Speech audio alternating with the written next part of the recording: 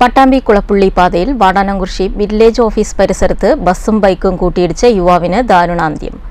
Bike യാത്രികനായ Poyilur താഴത്തേതിൽ Muhammad അലിയുടെ മകൻ 21 വയസ്സുള്ള മുഹമ്മദ് അമീനാണ് മരിച്ചത്. പട്ടാമ്പി കുളപ്പുള്ളി പാതയിൽ വാടാനംകുറിശി വില്ലേജ് ഓഫീസ് പരിസരത്താണ് അപകടമുണ്ടായത്. രാവിലെ 8:45 അപകടം. പട്ടാമ്പിയിൽ നിന്ന് പാലക്കാട്ടേക്ക് പോവുകയായിരുന്ന സ്വകാര്യ ബസ്സും വാടാനംകുറിശി ഭാഗത്തു നിന്ന് ഓങ്ങല്ലൂരിലേക്ക് പോകുന്ന ബൈക്കുമാണ് കൂട്ടിയിടിച്ചത്.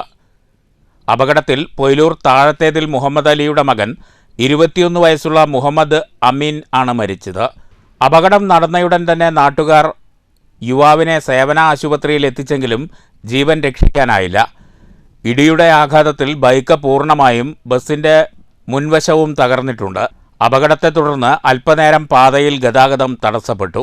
മരണപ്പെട്ട മുഹമ്മദ് അമീൻ ഓങ്ങല്ലൂരിലെ പലചരക്ക് കടയിൽ ജീവനക്കാരനാണ്. രാവിലെ കടയിലേക്ക് ജോലിക്ക് പോകുമ്പോഴായിരുന്നു അപകടം.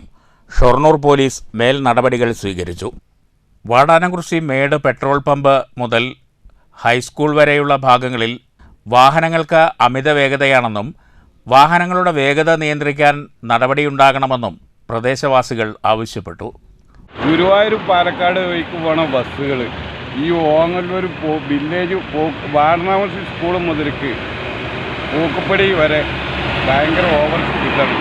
പാലക്കാട് ഗുരുവായൂർ വണ്ടിയാണ് ഇത് ഇത്രയും സ്പീഡിൽ ഓവർ സ്പീഡിൽ പോകുന്നത്. മറ്റുള്ള വണ്ടികളൊന്നും ഷൊർണൂർ പട്ടാമ്പി ബസ്സുകൾ ഇത്ര സ്പീഡില്ല. ഗുരുവായൂർ പാലക്കാട് ബസ്സുകൾ കൺട്രോൾ ഇല്ലാത്ത പോക്ക് പോവുകയാണ്. News bureau, Pattambi.